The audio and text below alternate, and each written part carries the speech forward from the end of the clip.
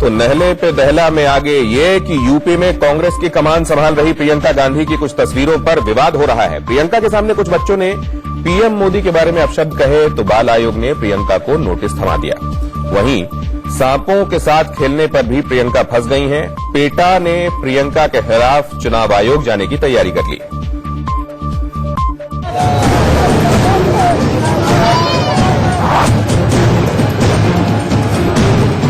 UP में कांग्रेस को फिर से खड़ा करने के लिए प्रियंका गांधी जी जान से जुटी है। वो दिन दिन भर प्रचार कर रही हैं। प्रचार के दौरान रोड शो, वोट राइड जैसी उनकी कई तस्वीरें सामने आई हैं। लेकिन पिछले 2 दिनों में प्रचार के दौरान प्रियंका की सामने आई 2 तस्वीरों पर विवाद खड़ा हो गया है। दोनों तस्वीरों ने प्रियंका को मुसीबत में डाल दिया है। पहली तस्वीर में प्रियंका के सामने बच्चे नारे लगाते लगाते प्रधानमंत्री को अपशब्द कह रहे हैं, तो दूसरी तस्वीर में प्रियंका सपेरे से सांप लेकर हाथ में उठाने की कोशिश कर रही है। बात करें पहली तस्वीर की, जो अमेठी में चुनाव प्रचार के दौरान की है, तो उसमें प्रियंका के सामने बच्चे चौकीदार चोर है के नारे लगा रहे हैं, जिसे देखकर प्रियंका मुस्कुरा रही हैं। लेकिन तभी नारेबाजी के बीच बच्चे पीएम मोदी को गाली देना शुरू कर देते हैं, जिस पर प्रियंका चौंक जाती है और ऐसा करने से रोकती है।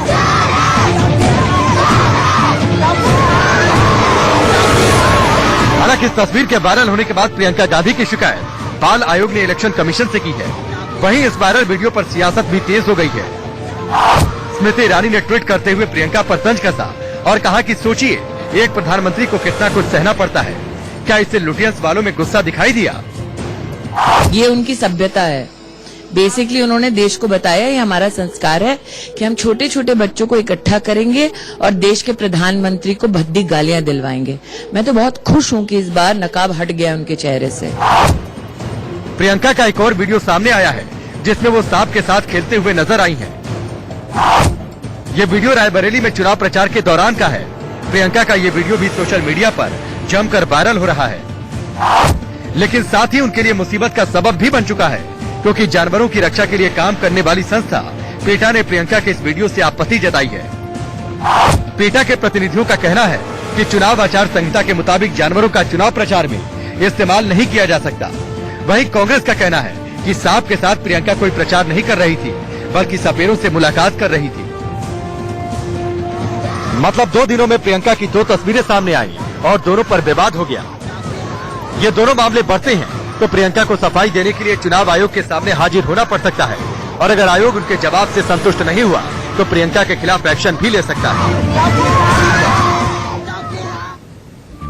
और कांग्रेस को वोट कटवा पार्टी बताने वाले बयान पर प्रियंका गांधी ने यू टर्न ले लिया है। दरअसल प्रियंका के इस बयान के बाद पार्टी की फजीहत शुरू हो गई थी, जिसके बाद प्रियंका को आज कहना पड़ा कि यूपी में कांग्रेस ने जितने भी उम्मीदवार खड़े किए हैं वो मजबूत हैं।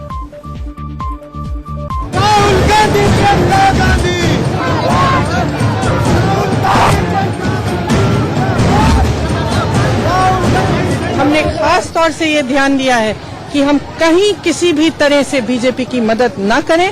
हम मजबूती से लड़ रहे हैं, हमारे उम्मीदवार मजबूत हैं और हमारे साथ, हमारी विचारधारा के साथ जितनी भी विचारधाराएं हमारे पक्ष में है, हमारे साथ हैं, हम इकट्ठे बीजेपी के खिलाफ हैं। प्रियंका का ये बयान कल रायबरेली में दिए गए उस बयान पर सफाई है, जिसमें उन्होंने कांग्रेस को वोट कटवा पार्टी बता दिया था। यानी एक ऐसी पार्टी जिसने बीजेपी को हराने के लिए कमजोर प्रत्याशी मैदान में उतारे हैं। आपने प्रियंका की सफाई तो सुन ली, अब आपको प्रियंका का वो बयान सुनाते हैं जिसमें उन्होंने देश की सबसे पुरानी पार्टी को वोट कटवा पार्टी बता दिया था। बीजेपी बुरी तरह उत्तर प्रदेश में पीछे जाएगी, बहुत बुरी तरह हारेगी, और ये बहुत स्पष्ट है कि जहां हमारे उम्मीदवार अच्छा लड़ रहे हैं वहां, और जहां मजबूत है वहां कांग्रेस जीतेगी। जहां हमारे उम्मीदवार थोड़े से हल्के हैं वहां पे हमने ऐसे उम्मीदवार दिए हैं जो बीजेपी का वोट का। दरअसल यूपी के रायबरेली में प्रियंका कांग्रेस को मजबूत बता रही थी, तभी उनकी जुबान से कुछ ऐसा निकल गया जिसके बाद कांग्रेस के लिए फजीहत खड़ी हो गई और प्रियंका को सफाई देने के लिए आना पड़ा, क्योंकि प्रियंका के इस बयान को कांग्रेस की मजबूरी से जोड़ा जाने लगा था और विरोधियों के हमले शुरू हो गए थे। बीजेपी ने तो यहाँ तक कह दिया कि प्रियंका का कांग्रेस को वोट कटवा मानना ये साबित करता है कि कांग्रेस चुनाव में हार मान चुकी है। वहीं अखिलेश ने कहा है कि जनाधार कमजोर होता देखकर कांग्रेस बहाने तलाश रही है। अपने आप को भारतवर्ष का सबसे बड़ी पॉलिटिकल पार्टी कहने वाली कांग्रेस पार्टी आज एक वोट कटुआ पार्टी बन के रह गई है। ये हकीकत आज स्वयं कांग्रेस पार्टी की जनरल सेक्रेटरी, राष्ट्रीय महासचिव प्रियंका वाड्रा ने माना है। मैं इन बातों पे यकीन नहीं कर सकता हूं कि कोई भी कांग्रेस ने कैंडिडेट ऐसा दिया हो जो वीक दिया हो। कोई पॉलिटिकल पार्टी ऐसा कैंडिडेट नहीं देती है। तो आपके आज जनता उनके साथ नहीं है, इसलिए ये बहाना ढूंढा जा रहा है कि हमने वीक कैंडिडेट दिया है। प्रियंका गांधी ने जब से प्रचार की कमान संभाली है, पूर्वी यूपी में कांग्रेस को मजबूत करने के लिए तूफानी प्रचार अभियान कर रही हैं। पूर्वी यूपी में कांग्रेस का खोया जनाधार तलाश रही हैं, लेकिन रह रहकर वो ऐसे बयान भी दे रही हैं जो राजनीति में उनके कम अनुभव को दर्शाता है। प्रियंका गांधी के वोट कटुआ वाले बयान ने सबसे ज्यादा मायावती और अखिलेश की जोड़ी को नाराज किया है। दोनों ने आज कह दिया कि अब साबित हो गया कि कांग्रेस का मकसद सिर्फ बीजेपी को फायदा पहुंचाना है।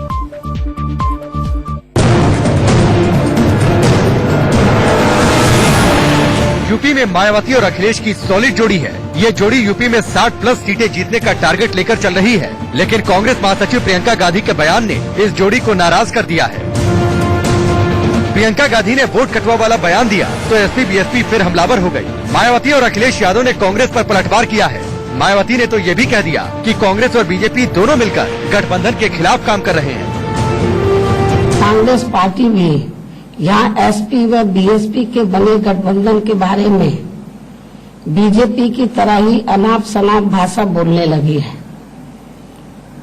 तो इससे ये स्पष्ट हो जाता है कि ये दोनों पार्टियां अंदर अंदर हमारे गठबंधन के खिलाफ एक होकर वे आपस में मिलकर यहाँ उत्तर प्रदेश में ये चुनाव लड़ रहे हैं। बीजेपी और कांग्रेस में कोई फर्क नहीं है।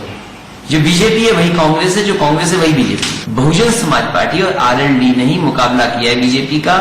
आज इसी गठबंधन की वजह से बीजेपी रुक रही है। और जहां तक सवाल कांग्रेस का है, कांग्रेस सीधा सीधा भारतीय जनता पार्टी को लाभ पहुंचाना चाहते हैं। और ईडी, सीबीआई, इनकम टैक्स, ये जो जितने भी डराने वाली संस्थाएं थी, ये सब सीखा होगा बीजेपी ने कांग्रेस से। वैसे मायावती और अखिलेश अपनी हर रैली में ये कहते रहते हैं कि कांग्रेस बस यही चाहती है कि वो जीते या ना जीते, लेकिन गठबंधन नहीं जीतना चाहिए। मायावती ने आज बीजेपी पर भी निशाना साधा। उन्होंने कहा कि बीजेपी और कांग्रेस का काम जनता को ठगना है। उन्होंने ये भी कहा कि बीजेपी फर्जी अम्बेडकरवादी बनने की कोशिश न करे। परम पूज्य बाबा साहब डॉक्टर भीमराव अम्बेडकर बीजेपी, कांग्रेस व अन्य विरोधी पार्टियों के लिए भी ये वोट की राजनीति व स्वार्थ आदि हो सकते हैं, किंतु बीएसपी के लिए वे आत्मा के समान हैं। वे हमारे दिल और दिमाग में रचे बसे हैं। बीएसपी वैसे भी बीजेपी की तरह राम नाम जपना, जनता को ठगना जैसी ये घिनौनी राजनीति कभी नहीं करती है। इस बार यूपी सियासत की महाभारत का कुरुक्षेत्र बना हुआ है। साल 2014 में यूपी की कुल 80 सीटों में से बीजेपी ने 71 सीटों पर कब्जा किया था, जबकि सहयोगी अपना दल भी 2 सीटें जीतने में कामयाब रही थी। वहीं समाजवादी पार्टी सिर्फ 5 सीटें जीत पाई थी। कांग्रेस के खाते में भी सिर्फ 2 सीट आई थी, जबकि बीएसपी का तो खाता भी नहीं खुला था। लेकिन इस बार 2014 वाले हालात नहीं है। मायावती और अखिलेश के साथ आने से बीजेपी और कांग्रेस के सामने बड़ी मुश्किल खड़ी हो गई है। और चुनावी मौसम में राहुल गांधी की नागरिकता पर छिड़ी महाभारत अब सुप्रीम कोर्ट की दहलीज तक भी पहुंच गई। हिंदू महासभा ने सर्वोच्च न्यायालय में राहुल के खिलाफ याचिका दायर कर दी।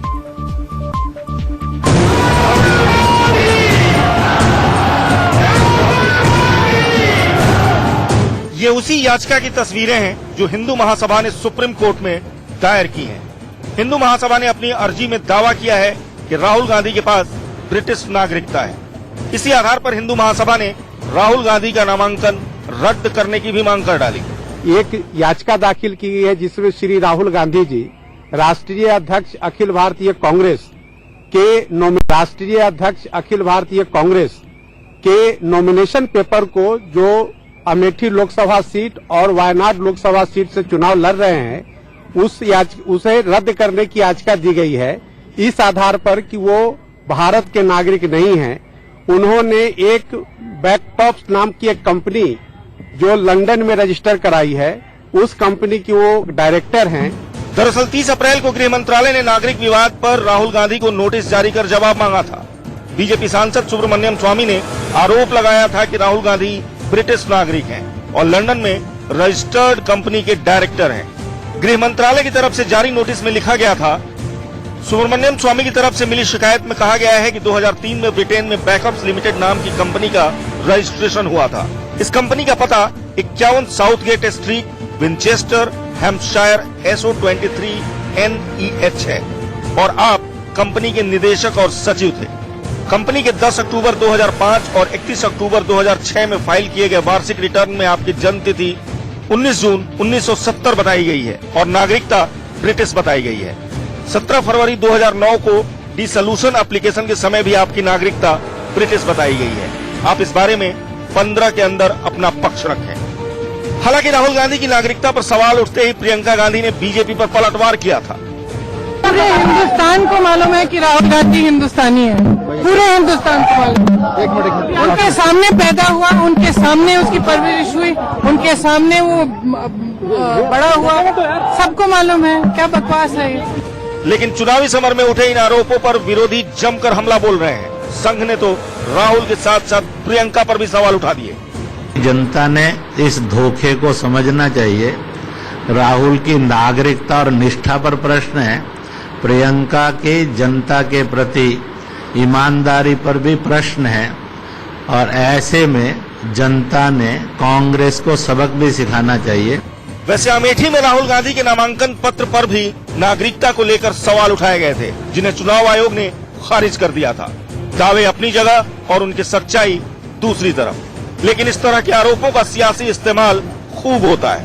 आने वाले दिनों में विरोधी इस मुद्दे को भी आक्रामकता से उठा सकते हैं। Bureau report, India news. Bharat के दुश्मन मसूद अजहर को यूएन ने वैश्विक आतंकी घोषित किया तो देश में कुछ नेता बेचैन हो गए। कहीं श्रेय लेने की होड़ मच गई तो कहीं सरकार को घेरने की कोशिशें तेज हो गई। बीजेपी जहां इसे मोदी सरकार की जीत बता रही है तो विरोधी सवाल खड़े कर रहे हैं।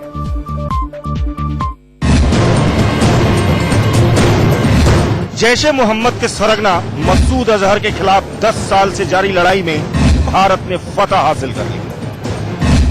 संयुक्त राष्ट्र सुरक्षा परिषद ने पाकिस्तान में बैठकर भारत को दहलाने की साजिश रचने वाले मसूद अजहर को वैश्विक आतंकी घोषित कर दिया है। जिस मसूद को 10 साल से चीन अपनी गोद में बैठाकर दुलार रहा था, भारत की कूटनीति के सामने उस चीन ने भी मसूद को नीचे पटक दिया है।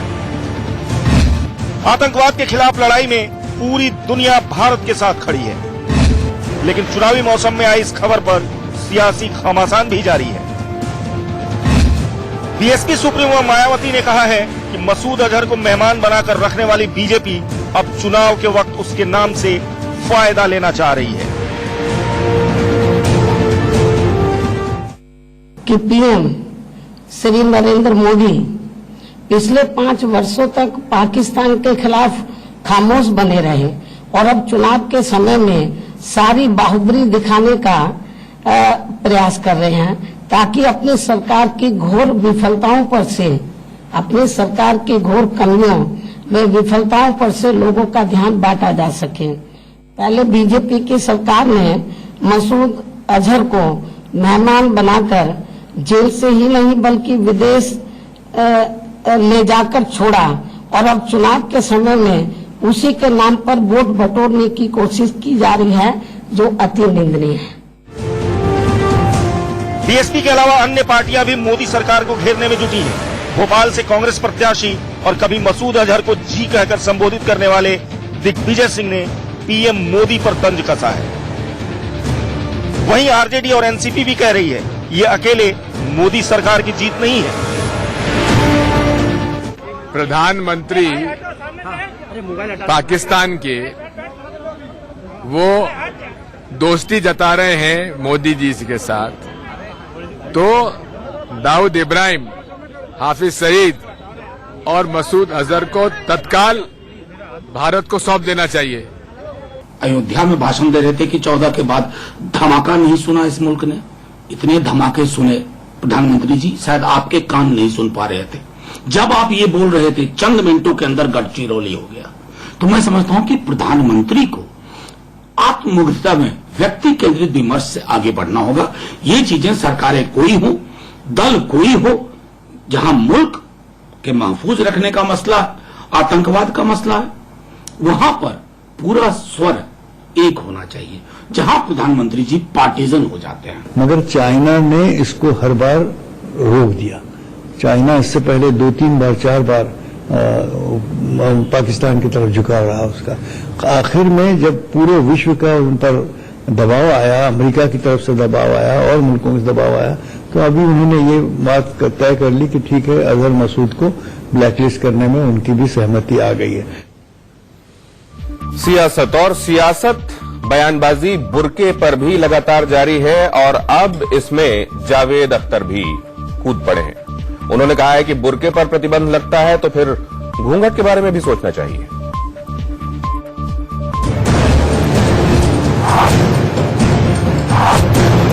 पहले बुर्के पर मचा बवाल, तो अब घूंघट पर उठा सवाल। बुर्के और घूंघट के बीच सियासी घमासान।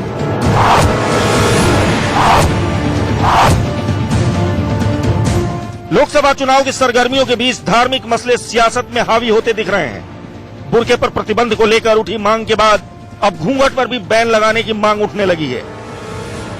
खास बात यह कि यह मांग किसी नेता ने नहीं बल्कि गीतकार जावेद अख्तर ने उठाई है। भोपाल पहुंचे जावेद अख्तर से जब बुर्के पर प्रतिबंध लगाने का सवाल किया गया तो उन्होंने कहा, अगर भारत में बुर्के पर बैन लगता है तो घूंघट पर भी लगना चाहिए। अख्तर ने केंद्र सरकार से मांग की है कि राजस्थान में वोटिंग से पहले घूंघट पर प्रतिबंध लगाए। ईरान जो है वो तो बड़ा कट्टर मुस्लिम कंट्री है, लेकिन वहां पर औरतें फेस कवर नहीं करती। जो श्रीलंका में भी लॉ आया है उसमें यह है कि आप फेस नहीं कवर कर सकते, आप जो चाहे पहने, लेकिन आपका फेस खुला होना चाहिए, फिर सिक्योरिटी से कुछ के प्रॉब्लम हो सकते हैं। ये उन्होंने लॉ लाया है। यहां पर अगर आप ऐसा लॉ लाना चाहते हैं और अगर किसी की राय है, मुझे कोई आपत्ति नहीं है, लेकिन इससे पहले कि राजस्थान का आखिरी इलेक्शन हो जाए, इस गवर्नमेंट को ऐलान करना पड़ेगा कि राजस्थान में कोई औरत घूंघट नहीं लगा सकती। चुनावी समर में जाते जाते जावेद साहब ने कविता के जरिए सत्ताधीशों पर कटाक्ष भी कर दिया।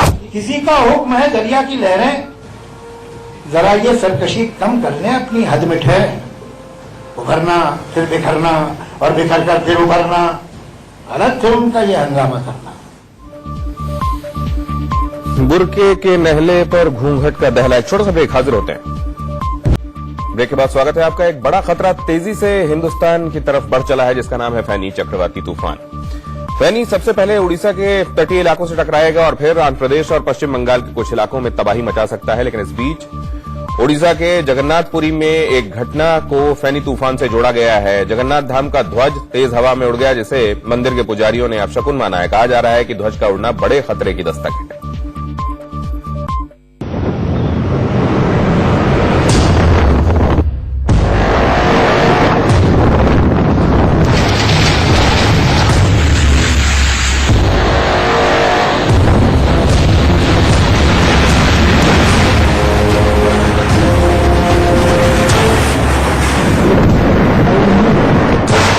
तूफान आएगा, क्या तबाही भी साथ लाएगा?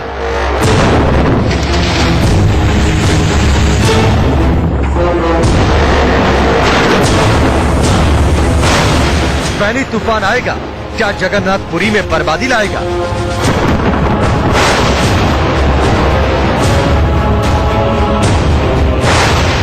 फैनी तूफान आएगा, क्या पुरी के मंदिर को नुकसान पहुंचाएगा?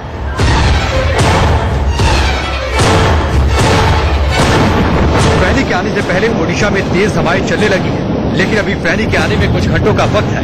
उससे पहले कुछ ऐसा हो गया है जिसने लोगों के दिलों की धड़कन को बढ़ा दिया है। लोग सहम गए हैं, घबरा रहे हैं, कहीं कुछ अपशकुन न हो जाए।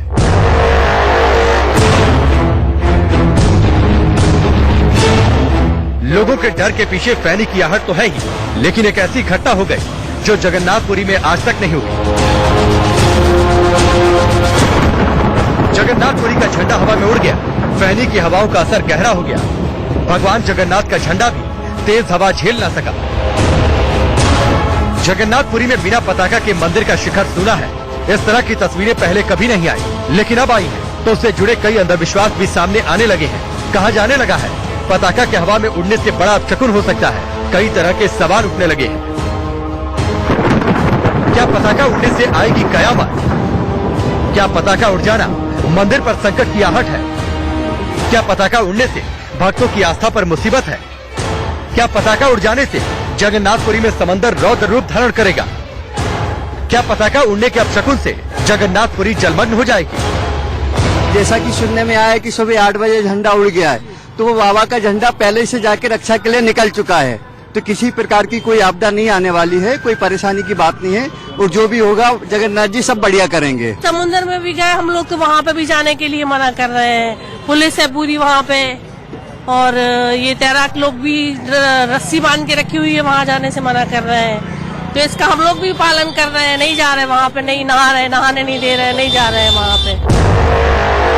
कहा जा रहा है जब फैनी तूफान ओडिशा के तटीय इलाकों पर पहुंचेगा, तब हवा की रफ्तार 200 किलोमीटर प्रति घंटे से भी ज्यादा होगी। करीब 20 साल बाद इस तरह का तूफान जगन्नाथपुरी तक पहुंचेगा, लेकिन आज तक ऐसा नहीं हुआ कि जगन्नाथ धाम के मंदिर पर फहराता केसरिया झंडा हवा के असर को सह नहीं पाया और तिनके की तरह मंदिर के शिखर को छोड़कर समुद्र में जा गिरा। दरअसल मंदिर से झंडे के उड़ जाने को पुजारी और स्थानीय लोग अपशकुन मानकर चल रहे हैं। उनके मुताबिक अगर झंडा उतारा जाए तो कोई परेशानी नहीं होती, लेकिन झंडा खुद ब खुद शिखर से अलग हो जाता है तो ये किसी अनहोनी की आहट हो सकती है। झंडे का शिखर से अलग हो जाना ऐसे वक्त में हुआ है जब फैनी तूफान जगन्नाथपुरी तक पहुंचने वाला है, इसलिए लोग इस अपशकुन को फैनी तूफान से जोड़ने लगे हैं।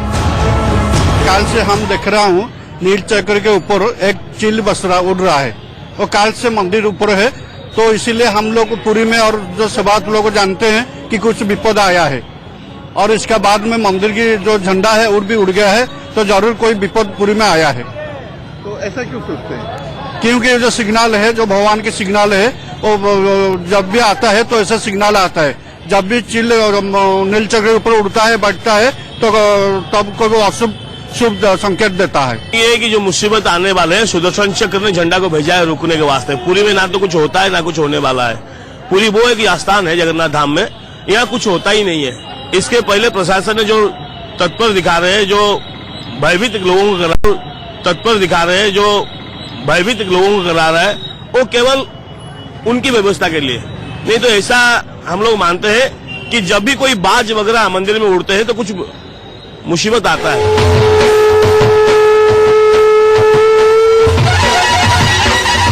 जगन्नाथ मंदिर में विशेष पूजा शुरू हो गई है। हालांकि स्थानीय प्रशासन ने फैनी से निपटने के लिए इंतजाम कर लिए हैं। बावजूद इसके लोगों में डर है कहीं बड़ा नुकसान न हो जाए। बीजेपी नेता और जगन्नाथपुरी से बीजेपी प्रत्याशी संबित पात्रा भी पुरी पहुंच गए, कहीं कोई अनहोनी ना हो जाए, इसलिए विशेष पूजा में शामिल हुए। पुरी में साइक्लोन फनी के आने की आशंका है। पूरी प्रिपेयर्डनेस के साथ सब लोग काम कर रहे हैं। मैं जगन्नाथ मंदिर आया हूं भगवान से प्रार्थना करने के लिए कि इस विपत्ति से वो उड़ीसा, भारतवर्ष और खास करके पुरी की रक्षा करे, साइक्लोन क्षीण हो जाए, ये हम भगवान से प्रार्थना करने आए हैं। हिंदू धर्म की मान्यता के मुताबिक जगन्नाथ धाम हिंदुओं के 4 पवित्र धामों में से एक है। कहा जाता है 4 धाम यात्रा के सबसे आखिरी में जगन्नाथ धाम के दर्शन किए जाते हैं। जगन्नाथ धाम के मंदिर के शिखर पर केसरिया ध्वज हमेशा फहराता रहता है। खास बात ये कि हमेशा पताका हवा के विपरीत दिशा में फहराती है। पौराणिक मान्यता है ध्वजा के हवा के विपरीत दिशा में फहराना ही परमात्मा की शक्ति का प्रतीक है। लेकिन अब इस शक्ति पर संकट के बादल छा गए क्योंकि ध्वजा हवा के वेग में उड़ गई। हालांकि फैनी तूफान का वैज्ञानिक कारण है, लेकिन जगन्नाथ के भक्त तूफान की दस्तक को ध्वजा उड़ जाने के अंधविश्वास से जोड़ने में कोई कसर नहीं छोड़ रहे। क्या वाकई ये किसी खतरे का परिचायक है या लोगों का अंधविश्वास है? लोग इस वक्त कैसे देख रहे हैं इसको? इससे पहले भी उड़ीसा ने भयानक साइक्लोन्स झेले हैं, वहां लोगों की मनोदशा क्या है बता रहे हैं हमारे संवाददाता इमरान खान। इमरान, क्या ये इसको वैज्ञानिक नजरिए से लोग देखने के लिए तैयार हैं, या लोगों ने, क्योंकि कहा जाता है कि ये झंडा पतित पावन ध्वज जिसे कहा जाता है, ये विशेष रूप से अपनी विशेषताओं को दिखाता है, हवा के विपरीत दिशा में उड़ता है, लिहाजा लोग ये मान के बैठे हुए हैं कि इस बार ये किसी अनिष्ट का सूचक है? देखिए, जिस तरह से जो फैनी के प्रभाव से जो आज पूरी समुद्र में यानी कि जगन्नाथ धाम पे जो बारिश शुरू हो चुकी है और यहाँ पे हवाएं भी तेज हो रही हैं। शाम से यहाँ पे जो हवाएं की रफ्तार भी बढ़ चुकी है, समुद्र की लहर भी तेवर काफी दिखा रहे हैं समुद्र की लहर। और जो आज जो जगन्नाथ धाम यानी कि जगन्नाथ मंदिर पुरी में जो पतित पावन जो लगे हुए हैं जो झंडे, वो आज उड़ गए हैं, हवा से निकल चुके हैं। और लोगों का यहाँ पे मानना है, जो कि लोगों का यहाँ पे ये भी कहना है कि अगर जब कुछ खतरे की स्थिति जब आने वाली होती है तो वो झंडा वहां से निकल जाता है। और जो जब झंडा वहां से हवा पे उड़ता रहता है तो खतरे की स्थिति कुछ नहीं बनी होती। लेकिन लोगों का यह मानना है कि जिस तरह से फैनी जो चक्रवाती तूफान है, ये कल सुबह 8 से 10 बजे के करीब पुरी पे आके लैंडफॉल करेगी और इसकी रफ्तार लैंडफॉल के वक्त में 185 से 200 किलोमीटर प्रति घंटा रहेगी। और ये जो फैनी यहाँ पे लैंड करने के बाद यहाँ की जो स्थिति है, जो हवा जो बढ़ने वाली है, ये काफी तेज हो चुकी है। और उसके ठीक एक दिन पहले यहाँ पे पूरी जो बीच के पास जगन्नाथ मंदिर के पास जितने सारे होटल हैं, जितने सारे घर हैं, यहाँ पे सारे लोगों को प्रशासन की ओर से हटा दिया गया है, सभी को सुरक्षित स्थान पे लेके पहुंचा दिया गया है। और जो यहाँ के जब और एक चीज जब यहाँ ये जानकारी मैं आपको देना चाहता हूँ कि जिस तरह से जो पतित पावन जो जगन्नाथ जी के मंदिर से जो पतित पावन लगे हैं झंडे, वो जब उड़ गए तो उससे लोगों का यहाँ का लोगों का मानना है कि इससे शायद कुछ बड़ा खतरा कुछ आने वाला है और कुछ खतरा कुछ होने वाला है। इसके लिए मद्देनजर लोग अपने हर घर पे पूजा अर्चना कर रहे हैं, मंदिर पे पूजा कर रहे हैं, घर पे पूजा कर रहे हैं। लोगों का मानना है कि ये शायद कुछ एक बड़ा खतरा उड़ीसा में आ रहा है। आप तैयारी क्या देख रहे हैं इस बीच? कितने लोगों को अभी तक महफूज जगहों पर पहुंचाया गया है? कैसे एनडीआरएफ की तरफ से आप क्या मुस्तैदी देख रहे हैं? क्या तैयारी है फनी से निपटने के लिए वहां? जी देखिए, जिस तरह से फैनी से निपटने के लिए प्रशासन की ओर से पूरी तैयारियां की गई है। एनडीआरएफ, ओड्राफ, पुलिस सुरक्षा कर्मी, केंद्रीय सुरक्षा कर्मियों को यहाँ पे तैनात किया गया है। समुद्र के इलाके पे यानी कि तटीय ओडिशा के इलाके पे जो ये फैनी का ज्यादा प्रभाव रहेगा, उसके मद्देनजर उस इलाके में रहने वाले सारे लोगों को सुरक्षित स्थान पे लेके पहुंचा दिया गया है प्रशासन की ओर से। वर्तमान तक हमें जो अब तक जानकारी मिली है उसके अनुसार करीब 7 लाख से अधिक लोगों को सुरक्षा स्थल पे पहुंचा दिया गया है। उन लोगों के लिए खाने की व्यवस्था की गई है प्रशासन की ओर से। सूखे खाने की ज्यादातर व्यवस्था की गई है। लोगों को हर श्रम में लोगों को जानकारी दी जा रही है कि आप लोग किस तरह से सुरक्षित रहें इस फैनी तूफान से बचने के लिए। साथ ही लोगों को यह भी बताया जा रहा है कि आप लोगों को इससे डरने की जरूरत नहीं है। प्रशासन लोगों की सुरक्षित रखने के लिए हर तरह के कदम उठा रही है। और एक्सट्रीमली सीवियर कैटेगराइज किया गया है इसे। 175 से 185 किलोमीटर प्रति घंटे की रफ्तार से हवाएं चलने के बारे में बताया जा रहा है। 1.5 मीटर ऊंची लहरें उठ सकती हैं समंदर में। एजुकेशनल इंस्टीट्यूशंस की छुट्टी कर दी गई है और तमाम जो एडमिनिस्ट्रेटिव ऑफिसर्स हैं उनको अलर्ट रहने के लिए और निगाह रखने के लिए कहा गया है। फनी तूफान के आने में कुछ घंटे बाकी हैं, लेकिन उसका असर दिखना शुरू हो गया। कुछ इलाकों में हवा की रफ्तार तेज होने लगी है और इस खतरे को देखते हुए तटीय इलाकों में अलर्ट जारी कर दिया गया है। 3 राज्यों में करीब 8 लाख लोगों को सुरक्षित जगहों पर ले जाने के लिए कोशिशें जारी हैं।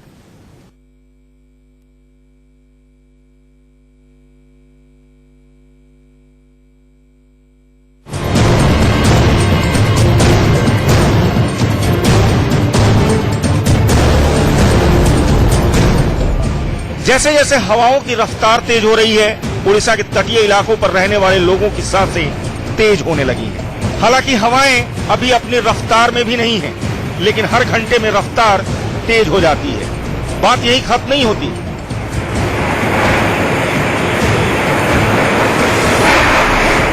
जगन्नाथपुरी के ध्वज के हवा में बहकर समंदर में गिर जाने से लोगों में अंधविश्वास भी बढ़ा है कि फैनी तूफान के आने से भयंकर तबाही आ सकती है।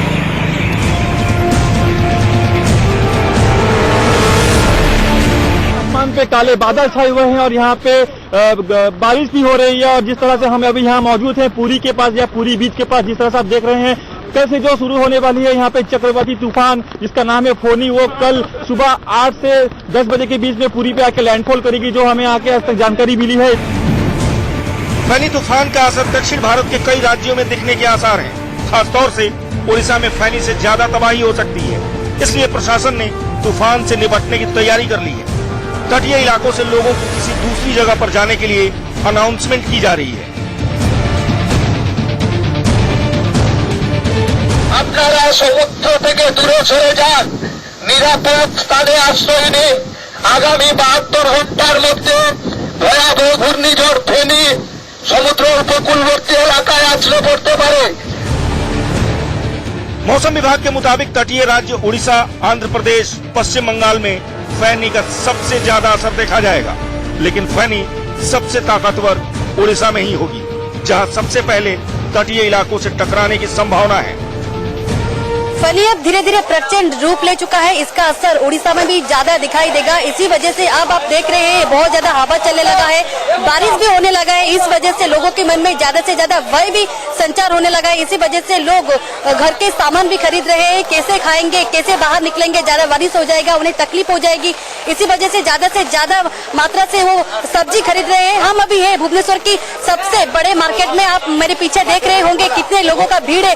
चले हम उनसे पूछते हैं कि क्या सब खरीद कर रहे हैं। मैडम आप क्या खरीद रहे हैं? बैंगन का केजी कितना है अभी? ये भाव तो 40 रुपए है। 40 रुपए। पहले कितने में आप खरीदते थे? पहले तो हम 20-25 ऐसे में खरीदे थे। अच्छा, अब आप कितने किलो बैंगन खरीदे? 1 किलो। बहुत तकलीफ हो रहा है। हाँ तकलीफ, इसीलिए तो 1 किलो खरीदे हैं। क्या कहना चाहेंगे जो इतना मात्रा से रेट बढ़ रहा है? इतना मतलब तो रेट जितना बढ़ रहा है खरीदने में तकलीफ हो रहा है, फिर वो जितना सब्जी का रेट भी बढ़ रहा है, हम लोग तो बहुत तकलीफ हो रहा है। चक्रवाती तूफान फैनी उड़ीसा से करीब 400 किलोमीटर दूर है, जो देर रात उड़ीसा पहुंच सकता है। हालांकि ये भी कहा जा रहा है कि उड़ीसा के तटीय इलाकों से कुछ दूरी पर तूफान दिशा भी बदल सकता है। अगर फैनी ने दिशा नहीं बदली तो उड़ीसा के लिए भयंकर तबाही का सबब बन सकता है। आइए आपको उड़ीसा के वो इलाके दिखाते हैं जहाँ फैनी फेयर फैक्टर बना हुआ है। वो इलाके हैं गोपालपुर, चंद्रबली, जगन्नाथपुरी, बालासोर, खुर्दा, जगत सिंहपुर। कहा जा रहा है कि सबसे पहले फैनी गोपालपुर और चंद्रबली के तटीय इलाकों से टकराएगा, उसके बाद दूसरे इलाकों की तरफ बढ़ जाएगा। इस बीच फैनी से बड़ा नुकसान हो सकता है। जब तूफान टकराएगा तो हवाओं की रफ्तार 200 किलोमीटर प्रति घंटे से ज्यादा हो सकती है। सबसे ज्यादा असर उड़ीसा के तटीय इलाकों में पड़ सकता है, जहां तूफान 12 से 14 घंटे रुक सकता है। फैनी की वजह से तेज हवा के साथ तेज बारिश होने का भी अनुमान है। तूफान के असर से समंदर में हाई टाइड आ सकता है। हाई टाइड में लहरों की ऊंचाई 7 मीटर तक ऊंची हो सकती है। इलाकों में समंदर का पानी 2.5 से 3 मंजिल तक ऊपर आ सकता है। ऐसे में निचले इलाकों में पानी काफी ज्यादा भर सकता है। तेज हवा से कच्चे घरों को नुकसान होने का अंदेशा है। बिजली और टेलीफोन के खंभे उखड़ सकते हैं। फसलों को भारी नुकसान हो सकता है। तेज हवा से बड़े बड़े पेड़ भी उखड़ सकते हैं। तूफान के खतरे की वजह से भुवनेश्वर एयरपोर्ट रात 12 बजे से बंद कर दिया जाएगा। तूफान के खतरे को देखते हुए उड़ीसा में हाई अलर्ट जारी कर दिया गया है। तटीय इलाकों से लोग दूसरी जगहों पर चले जाएं। मछुआरों को भी 3 दिन तक समंदर में नहीं जाने की हिदायत दी गई है। ये साइक्लोन जब लैंडफॉल होने के बाद उत्तर पूर्व दिशा में मूव करेगा, वेस्ट बंगाल की तरफ जाएगा। 4 तारीख सुबह ये ओडिशा वेस्ट बंगाल बॉर्डर में पहुंचेगा। इसलिए वेस्ट बंगाल में भी 3 तारीख रात से विंड स्पीड तेज होगा, 60 से 70 किलोमीटर हो सकता है, और कल सुबह 90 to 100 किलोमीटर हो सकता है। जैसे नॉर्थ और South 24 Parganas, East and West Midnapore और हुगली, कलकत्ता एंड झारग्राम वगैरह डिस्ट्रिक्ट में, हावड़ा डिस्ट्रिक्ट। कहा जा रहा है उड़ीसा के बाद साइक्लोन 4 मई को पश्चिम बंगाल में दाखिल हो जाएगा। इसकी वजह से पश्चिम बंगाल के गंगा क्षेत्रों में भारी बारिश होने का अंदेशा है। इस वजह से पश्चिम बंगाल के कोस्टल इलाके में भी समंदर की ऊंची लहरों के साथ तेज हवाओं से हो रही बारिश के चलते नुकसान होने की आशंका है। पश्चिम बंगाल के अलावा साइक्लोन की वजह से आंध्र प्रदेश के उत्तरी इलाके में बारिश भी हो सकती है।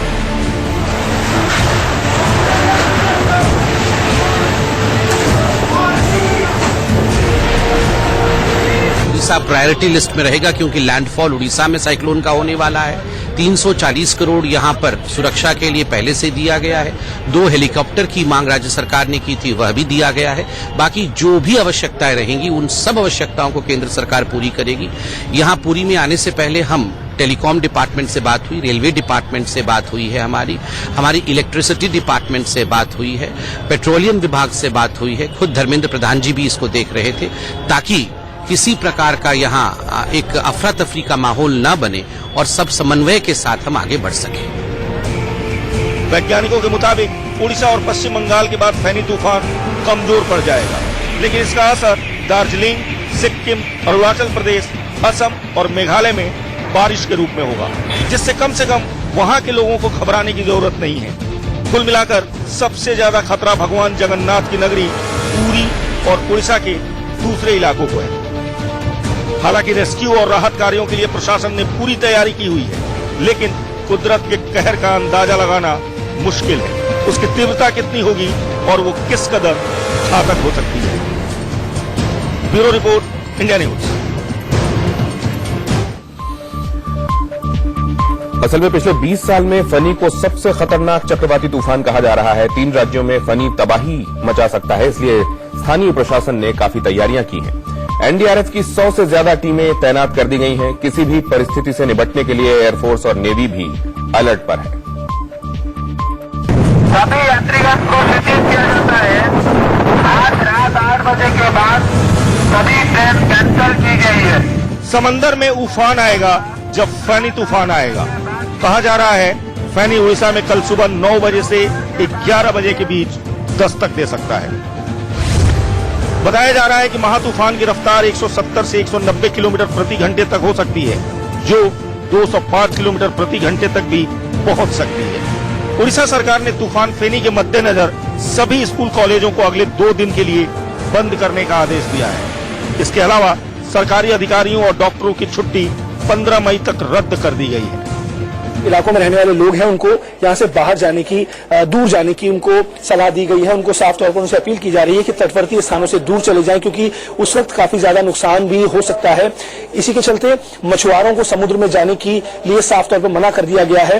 और जो तमाम डिपार्टमेंट्स हैं, यानी कि स्टेट के जो तमाम डिपार्टमेंट्स हैं, प्रशासन से जुड़े हुए तमाम लोग हैं, उनसे भी यही बात कही जा रही है कि वो लोग पूरी तरीके से सतर्क हो जाए। इसके अलावा एनडीआरएफ को भी इस पूरे मामले के लिए तैयार रखा गया है। अगर किसी भी तरीके से नुकसान की स्थिति पैदा होती है तो वो लोग वहां पर पहुंचे और अपना काम शुरू करें। फैनी तूफान के चलते समंदर में ऊंची लहरें उठ सकती हैं, जिसकी वजह से उड़ीसा, पुडुचेरी, तमिलनाडु और दक्षिण आंध्र प्रदेश में मछुआरों को समंदर में नहीं जाने की चेतावनी भी जारी कर दी है। फैनी के अगले कुछ घंटों में खतरनाक चक्रवाती तूफान में तब्दील होने की आशंका जताई जा रही है। फैनी को पिछले साल आए तितली तूफान से भी ज्यादा खतरनाक माना जा रहा है। अभी ये फनी साइक्लोन एक एक्सट्रीमली सीवियर साइक्लोन स्टॉर्म यानी अति भीषण चक्रवात के रूप में बंगाल की खाड़ी में केंद्रीभूत है।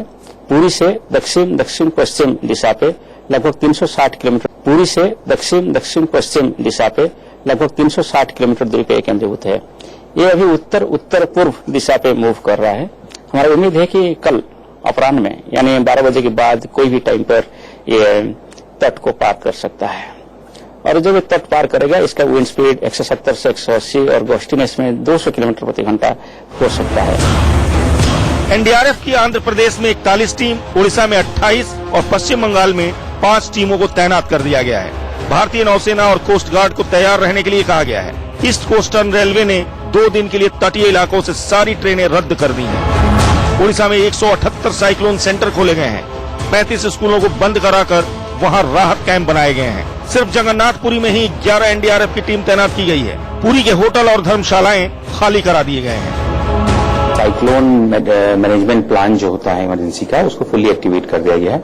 उसके हिसाब से जो प्रोटोकॉल है वो सारी तैयारी की गई है। हमने विजयनगरम से भद्रक तक ये सेक्शन में ट्रेन का मूवमेंट सस्पेंड किया आज शाम से लेके और 4 तारीख की सुबह तक। ऐसा इसलिए किया गया है क्योंकि जो सस्पेक्टेड है कि करीब 200 किलोमीटर प्रति घंटे की तेजी की हवा आ सकती है और इसमें ट्रेन का परिचालन मुश्किल होगा। यात्रियों की सुरक्षा हमारे लिए, संरक्षा हमारे लिए सबसे सर्वोपरि है। फैनी की दस्तक में कुछ घंटे बाकी हैं। पिछले 20 सालों में इसे सबसे खतरनाक चक्रवाती तूफान कहा जा रहा है। इस बीच दुआ और प्रार्थनाओं का दौर भी जारी है, जिससे कुदरत के कहर का असर कम हो सके। तितली के नहले पर यह है फनी का दहला, लेकिन नहले पर दहला में आज के लिए इतना ही। एक छोटे से ब्रेक के बाद हाजिर होते हैं, आप देखते रहिएगा इंडिया न्यूज।